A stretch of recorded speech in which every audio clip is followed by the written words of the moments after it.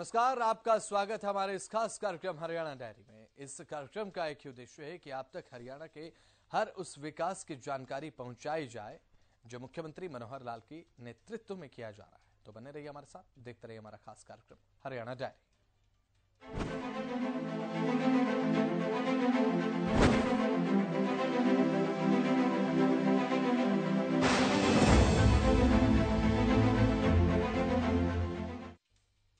हरियाणा के मुख्यमंत्री मनोहर लाल की तरफ से आपको बता दें कि 30 नवंबर से शुरू की गई विकसित भारत संकल्प यात्रा दिन प्रतिदिन अब नागरिकों में नया जोश भरने का काम कर रही है। हर दिन लाखों लोग गांव और शहरों में यात्रा का स्वागत कर रहे हैं और जुड़ रहे हैं इस यात्रा से और अपनी भागीदारी सुनिश्चित कर रहे हैं। परिणाम स्वरूप यात्रा की प्रगति में हरियाणा देश में पहले स्थान पर है। ये रिपोर्ट आप देखिए।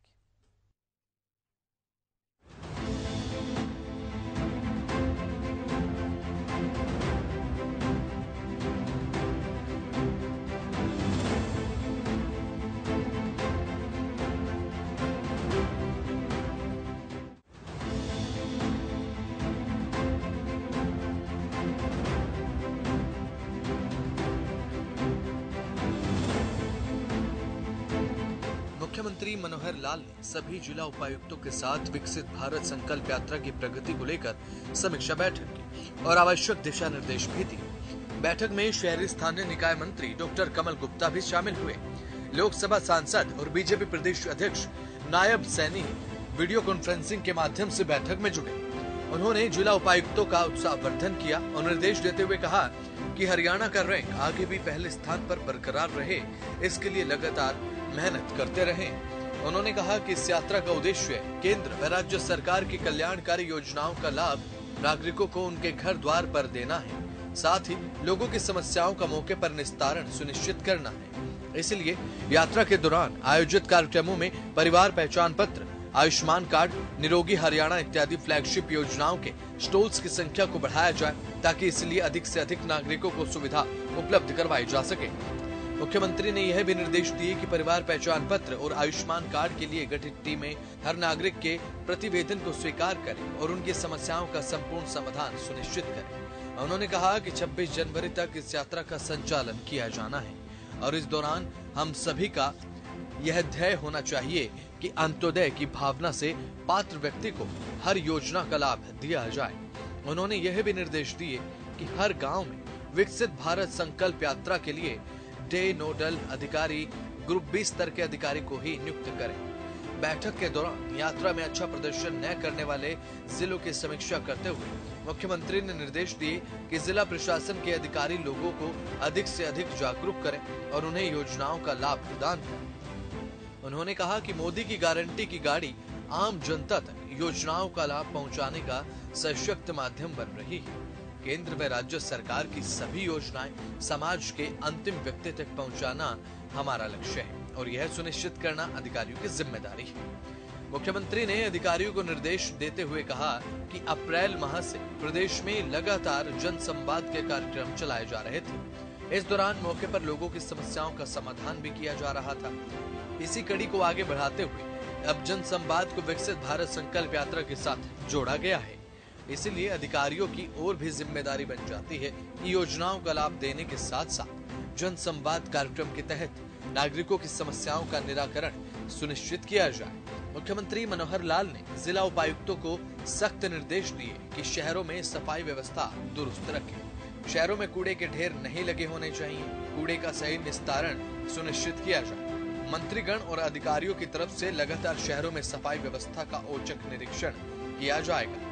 किसी भी प्रकार की कमी पाए जाने पर या अनियमितता पाए जाने पर संबंधित अधिकारियों व कर्मचारियों पर कार्रवाई की जाएगी। उन्होंने कहा कि सफाई लगातार किया जाने वाला कार्य है, इसीलिए वरिष्ठ अधिकारी शहरों में मौके पर जाकर निरंतर चेकिंग करते रहें। बैठक में वीडियो कॉन्फ्रेंसिंग के माध्यम से जुड़े विकसित भारत संकल्प यात्रा के लिए हरियाणा के नोडल अधिकारी सचिव भारत सरकार आलोक कुमार ने ये कहा कि मुख्यमंत्री मनोहर लाल के सतत प्रयासों से ही हरियाणा यात्रा की प्रगति में देश में पहले स्थान पर बना हुआ है। इसी प्रकार से आगे भी कार्यक्रमों की संख्या में बढ़ोतरी होने से निश्चित तौर पर हरियाणा देश भर में अपने प्रथम रैंकिंग को बरकरार रखेगा। बैठक में मुख्यमंत्री के अतिरिक्त प्रधान सचिव डॉक्टर अमित अग्रवाल ने मुख्यमंत्री को अवगत कराया कि अब तक 3,330 ग्राम पंचायतों में यात्रा पहुंच चुकी है और विभिन्न कार्यक्रमों का आयोजन किया जा चुका है। मोदी की गारंटी वाले वाहनों की संख्या भी बढ़ा दी गई है। अब प्रदेश में 99 वैन संचालित है। उन्होंने बताया कि गुरुग्राम, पंचकुला, सिरसा, रेवाड़ी, कुरुक्षेत्र, फरीदाबाद, अंबाला, करनाल और महेंद्रगढ़ जिलों में भी लोगों की अच्छी भागीदारी है और नागरिक योजनाओं का भरपूर लाभ उठा रहे हैं। उन्होंने बताया कि शहरों में भी लगभग 108 कार्यक्रम आयोजित किए जा चुके हैं। कुल मिलाकर अब तक सभी कार्यक्रमों में लगभग 23 लाख से ज्यादा लोग अपनी भागीदारी कर चुके हैं।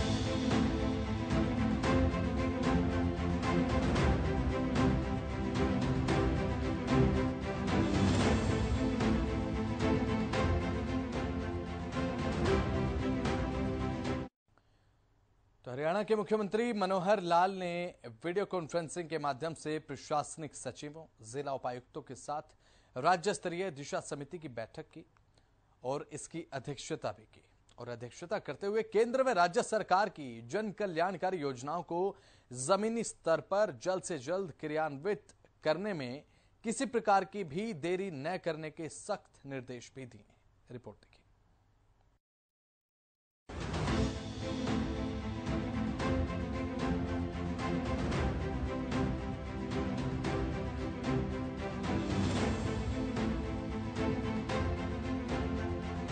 मुख्यमंत्री मनोहर लाल ने वीडियो कॉन्फ्रेंसिंग के माध्यम से प्रशासनिक सचिवों, जिला उपायुक्तों के साथ राज्य स्तरीय दिशा समिति की बैठक की अध्यक्षता करते हुए निर्देश दिए गए कि केंद्र व राज्य सरकार की योजनाओं को जमीनी स्तर पर क्रियान्वित करने में किसी प्रकार की देरी नहीं होनी चाहिए।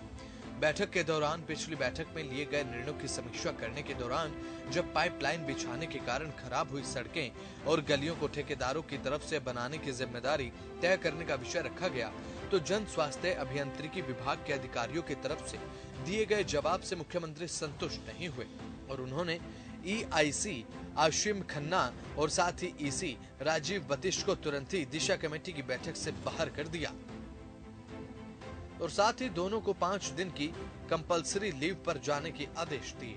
इतना ही नहीं, मुख्यमंत्री की तरफ से आगे से सही कार्य करने की चेतावनी भी दे दी गई है।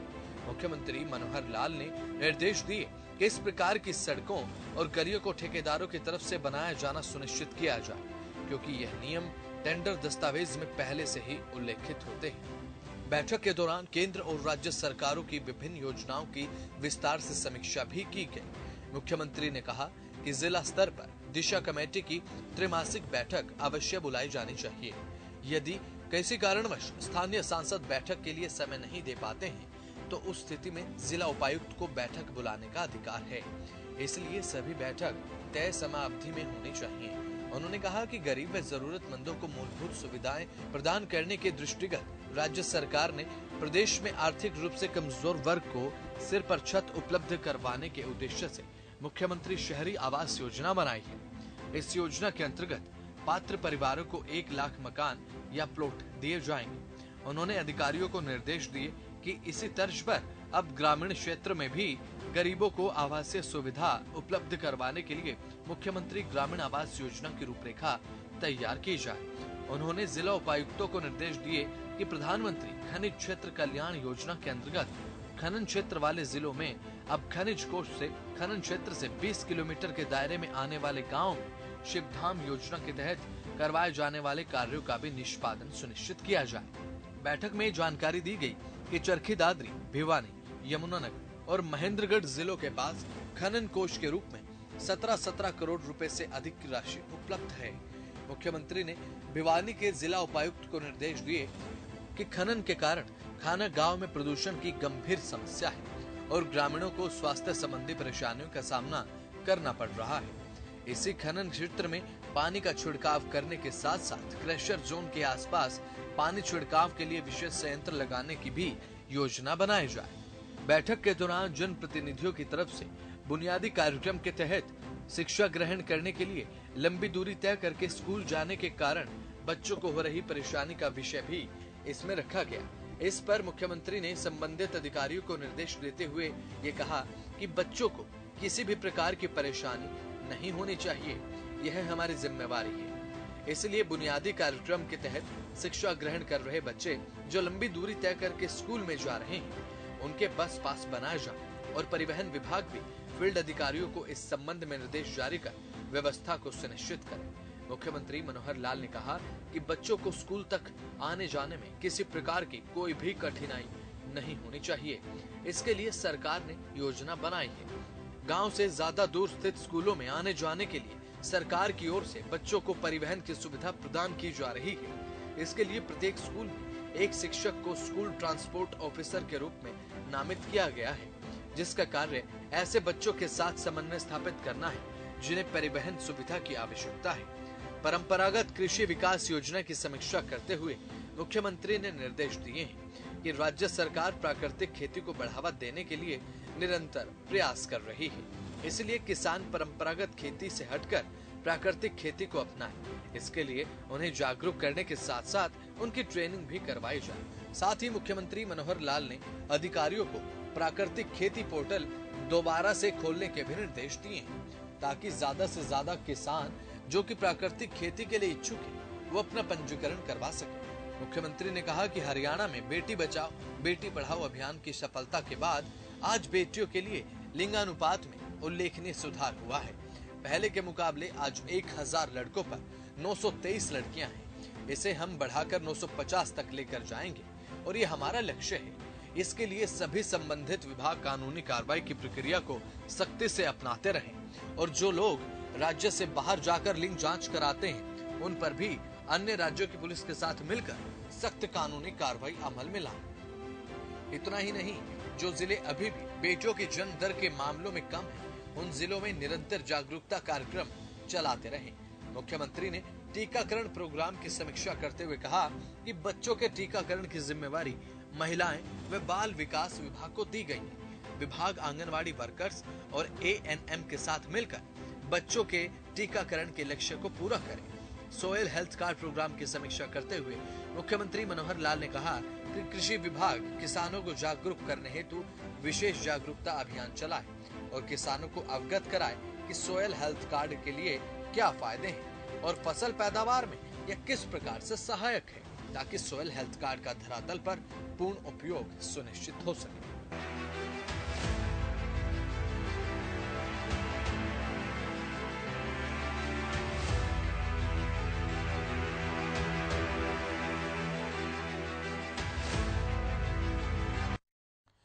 मुख्यमंत्री मनोहर लाल की तरफ से लगातार प्रदेश को विकास के मार्ग पर आगे बढ़ाया जा रहा है। विकास करने के साथ साथ मुख्यमंत्री मनोहर लाल प्रदेश की जनता को पेश आ रही दिक्कतों के बारे में भी जानकारी लेते हैं कि क्या दिक्कतें जनता को हैं, बातचीत भी करते हैं जनता के साथ और समाधान भी करते हैं। इसी कड़ी में मुख्यमंत्री मनोहर लाल की तरफ से राशन डिपो धारकों से विशेष चर्चा की गई।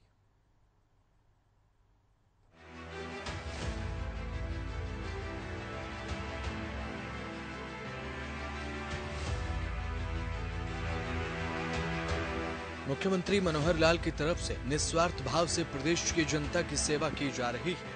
मुख्यमंत्री मनोहर लाल अपने प्रदेश की जनता का ख्याल रखना भली भांति जानते हैं। गरीब लोगों को विकास की धारा के साथ जोड़ने का प्रयास सरकार की तरफ से किया जा रहा है। मुख्यमंत्री मनोहर लाल की तरफ से राशन डिपो धारकों से विशेष चर्चा की गई और इस दौरान मुख्यमंत्री मनोहर लाल ने कहा कि प्रदेश में 32 लाख लोग जो कि प्रदेश की जनसंख्या का लगभग 45% है, इन्हें राशन पहुंचाने का काम सरकार की तरफ से किया जा रहा है। मैं जो राशन डिपो धारक जिनको PDS की दुकानें कहते हैं, ऐसे राशन डिपो धारकों से बात कर रहा हूं और सरकार की जो सस्ते राशन देने की योजना है उसको राशन पहुंचाने का काम आप करते हैं। जिनको राशन पहुंचाया जाता है, जो गरीब लोग हैं, ऐसी संख्या लगभग 32 लाख के आसपास है, जो कि हमारे हरियाणा प्रदेश की कुल मिलाकर के लगभग 45% ये जनसंख्या हिस्सा बनती है।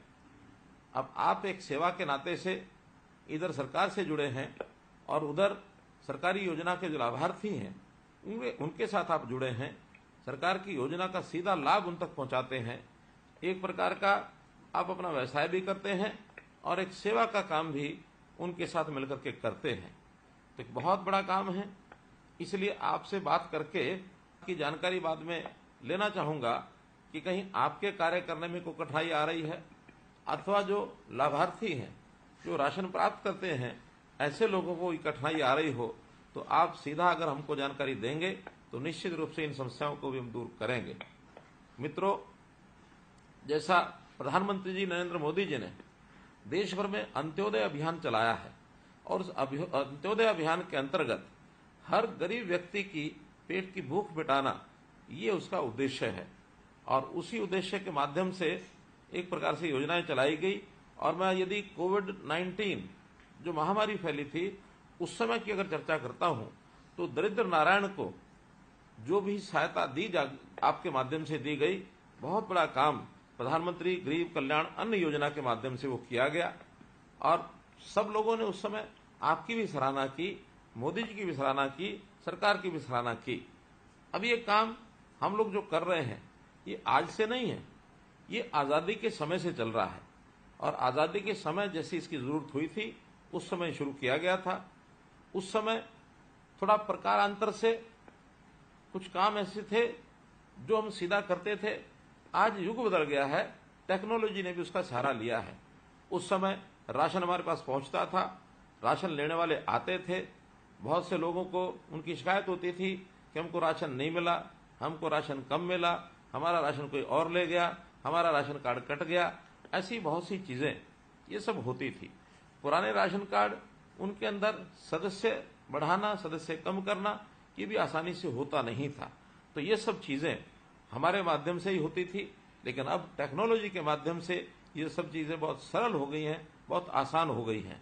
पहले हम अपने रजिस्टर रखते थे, उसके अंदर सब कुछ लिखना होता था और कभी भी उसका जो जांच करने वाले लोग आकर के जांच करते थे, लेकिन आज सब चीज एक प्रकार से ऑटोमेशन के माध्यम से ऑटोमेटिक हो गया है। हमको पीओएस की मशीनें मिल गई हैं और पीएस की मशीन के माध्यम से ही हर व्यक्ति का, कार्ड धारक का हिसाब रखा जाता है कि कितना राशन उसने लिया है, कितना नहीं लिया है। यदि इस महीने कोई व्यक्ति राशन नहीं ले जा सका है तो अगले महीने शेष बचा राशन भी वो ले जा सकता है। हमारे यहाँ कितना सामान आया है, कितना राशन मिला, कितना नहीं मिला, ये सब हिसाब किताब भी उसमें रखा जाता है। हमारा स्टॉक कितना है ये भी पता लगता है। कोई व्यक्ति अगर शिकायत करता है तो उसकी शिकायत भी उसी के हिसाब से दूर कर दी जाती है। कभी कभी तो राशन आने का समय निश्चित नहीं होता था, लोग हमको पूछते रहते थे कि राशन कब आएगा, कब नहीं आएगा, और आप जैसे लोग भी ये सुन सुन के जवाब दे दे के कई बार थक जाते थे। लेकिन अब टेक्निकल तौर पर हमने जब भी राशन की सप्लाई आपकी दुकान पर होती है उसी समय एसएमएस करके मोबाइल के माध्यम से उनको संदेश दे दिया जाता है कि अब राशन पहुंच गया है दुकान पर, आप अपना जाकर के राशन प्राप्त कर सकते हैं। तो इस प्रकार ये जो सिस्टम बने हैं, इस सिस्टम ने आपके काम को भी सरल किया है और सरकार के काम भी सरल किया है, उपभोक्ता जो है उसके काम को भी सरल किया है। आप सब लोग लगभग 9,434 जो दुकानें स्वचालित जो पीडीएस की दुकानें हैं उन मशीनों के माध्यम से पीओएस का जो मशीनों का उपयोग करते हैं, वो पीओएस की दुकान जो मशीनें हैं वो भी आपको उपलब्ध करा दी गई हैं, इसलिए कोई कठिनाई आती नहीं है। मुझे खुशी है इस बात की कि हमने इस बार जो एक आदेश निकाला है कि राशन की दुकानें ये भी महिला सशक्तिकरण के नाते से जो प्रयोग किया कि 33% महिलाओं को राशन की दुकानें दी जाएंगी। तो जो नई राशन की दुकानें खुलेंगी उसमें महिलाएं अगर अप्लाई करती हैं तो प्राथमिकता के तौर पर उनको जो है वो दिया जाता है। तो इस प्रकार से आगे बढ़ते हुए हम लोगों ने ये भी व्यवस्था की है कि जो डीलरों की जितनी भी समस्याएं हैं उन समस्याओं को भी हम सरकारी तौर पर आपके हितधारक जो है पीडीएस हितधारक उसकी भी समस्याओं का हल करें, ऐसा हमने काम किया है। राशन में आप सब लोग गेहूं और चावल तो देते ही हैं, साथ में कभी कभी जब योजना बनती है उसमें दालें दी जाती हैं, कभी तेल दिया जाता है, चीनी भी दी जाती है, कभी नमक की भी सप्लाई होती है। जो आवश्यक चीजें हमको गरीब जनता को सप्लाई करनी होती हैं वो सब चीजें आपके माध्यम से की जाती हैं। मुख्यमंत्री मनोहर लाल ने कहा कि जो लोग अपने निवास स्थान को बदलते हैं या एक जगह से किसी दूसरे स्थान पर रहने के लिए जाते हैं, उन्हें राशन कार्ड को लेकर पहले दिक्कतों का सामना करना पड़ता था, लेकिन प्रधानमंत्री नरेंद्र मोदी की तरफ से एक राष्ट्र एक राशन कार्ड योजना चलाई गई, जिससे अब कोई भी व्यक्ति किसी भी जगह जाकर अपना राशन कार्ड दिखाकर अपना राशन ले सकता है। मुख्यमंत्री मनोहर लाल ने डिपो धारकों से भी ये कहा है कि अगर किसी गरीब का राशन कार्ड नहीं बना है और उन्हें लगता है कि ये व्यक्ति गरीब है, तो उनका नाम सरकार को दें, उनका राशन कार्ड बनाकर दिया जाएगा। प्रधानमंत्री जी ने बहुत अच्छा एक और काम जो किया कि कभी कभी कोई परिवार अपने स्थान को छोड़कर दूसरे स्थान पर जाता था तो उसको राशन कार्ड भी बदलवाना पड़ता था। एक दुकान से दूसरी दुकान पर ले जाने के लिए उसको बहुत मशक्कत करनी पड़ती थी। लेकिन पूरे देश भर में प्रधानमंत्री जी की योजना अनुसार एक राष्ट्र एक राशन कार्ड इस योजना को चलाया, ताकि कोई व्यक्ति राशन कार्ड कहीं भी किसी भी दुकान पर ले जाकर के राशन लेना चाहता है तो वो ले जाकर अपना राशन ले सकता है, किसी को भी कठिनाई नहीं आती है। और मैं विश्वास करता हूं कि आपने भी किसी भी व्यक्ति को, चाहे कहीं और प्रदेश का या किसी और स्थान का आपके पास आया होगा, निश्चित रूप से आपने उनको राशन दिया होगा। इसमें कोई कमी ना आने दें। हर किसी को खाने का अधिकार उसको मिला हुआ है, तो उसको राशन का प्राप्त करने का भी अधिकार है। हमारे पास उसका नाम दर्ज है अथवा नहीं है, लेकिन कोई व्यक्ति राशन कार्ड लेके आया है तो उस राशन कार्ड के हिसाब से उसको जो सामान उसका देना है, ये जरूर हम ध्यान रखेंगे। एक बात कभी ऐसी भी ध्यान में आती है कि आपके जो राशन यानी लेने वाले लोग हैं, जो भी हितधारक हैं, आपको सब पता होता है कौन व्यक्ति कैसा है। हमारी योजना गरीब व्यक्ति के लिए है, क्योंकि सरकार के ऊपर साधनों का, सरकार के पास जो संसाधन है उसके ऊपर अधिकार अगर है तो गरीब व्यक्ति का है।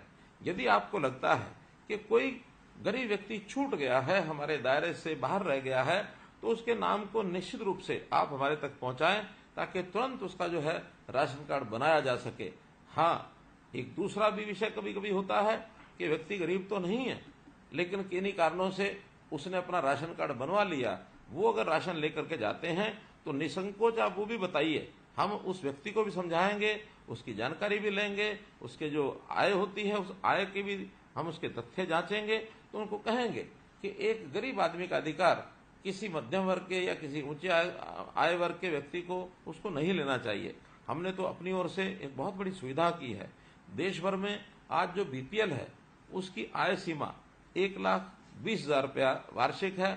हमने उसको बढ़ा करके पहले से ही 1,80,000 रुपया वार्षिक कर दी है। तो इस नाते से भी बड़ी संख्या में राशन कार्ड हमने पिछले दिनों बनाए। लगभग 12.5 लाख राशन कार्ड जनवरी 2023 में एक क्लिक के ऊपर हमने बनाए थे। इसलिए अब ये कोई शिकायत नहीं कर सकता कि मेरी कम है फिर भी मेरा राशन कार्ड नहीं है। हमने अपनी ओर से पूरा प्रयत्न किया है। फिर भी आपके माध्यम से यदि हमको जानकारी मिलेगी तो निश्चित रूप से इसका भी हम हल निकालेंगे और हम उनको राशन देने की व्यवस्था ये सारी पूरी करेंगे, आपके माध्यम से करेंगे। मुझे ये भी ध्यान है कि आपके राशन की दुकान के कारण से हो सकता है आपका व्यवसाय उतना ज्यादा न चल पाता हो, आपको अतिरिक्त आय कैसी हो, इसकी भी समय समय पर हम चिंता करते हैं। आपकी जो नई योजनाएं हैं उन योजनाओं के ऊपर भी आपको सुझाव देंगे, उसके ऊपर हम काम करेंगे। आप उसके अतिरिक्त कोई ना कोई और अपना काम कर ही रहे होंगे, अन्यथा राशन की दुकान के साथ साथ अन्य कोई काम भी करें। इसलिए आपकी खुशहाली, उसमें मैं समाज की खुशहाली देखता हूं। आप खुशहाल बने और आपका व्यवहार निश्चित रूप से सरकार की योजनाओं को भी प्रभावित करता है, क्योंकि भले आप सरकारी राशन की दुकान का काम करते हैं, लेकिन लोगों के मन में ये सरकारी राशन की बजाय दुकान को ही सरकारी कह दिया जाता है कि ये सरकारी दुकान का राशन है। तो सरकारी राशन का दुकान होना एक बात है, राशन का सरकारी दुकान में होना ये दूसरी बात है। जो लोगों को लगता है कि आपकी दुकान सरकारी दुकान है, तो जो आपकी छवि है वो सरकार की छवि बनेगी। इसलिए निश्चित रूप से आप कभी भी ऐसा कोई काम न करें जिससे सरकार की छवि पर भी फर्क पड़े या आपकी छवि पर फर्क पड़े। शुद्ध सात्विक काम करना यही आपके लिए एक प्रकार से अपेक्षित है। और मैं आपको आपके इस आत्मविश्वास को, यानी जो समाज में भी आप आत्मविश्वास भरते हैं, उस योजना को भी, मैं उस काम को भी आपकी सराहना करता हूं और आपका धन्यवाद करता हूं कि आप गरीब आदमियों की सेवा करते हैं। आपको विश्वास दिलाता हूं, आपकी हर समस्या के समाधान के लिए हम आपके साथ खड़े हैं। मुख्यमंत्री मनोहर लाल जनता की सेवा को ही अपनी प्राथमिकता मानते हैं। मुख्यमंत्री का मानना है कि प्रदेश के गरीब लोगों की सेवा करना ही सरकार का कर्तव्य है, जो कि सरकार की तरफ से किया भी जा रहा है। और इन्हीं प्रयासों की बदौलत प्रदेश में आज अंतिम पंक्ति में खड़ा व्यक्ति भी सरकार के कार्यों से संतुष्ट है। तो चलिए फिलहाल हमारे इस कार्यक्रम हरियाणा डायरी में आज इतना ही। आप देखते रहें हरियाणा न्यूज। नमस्कार।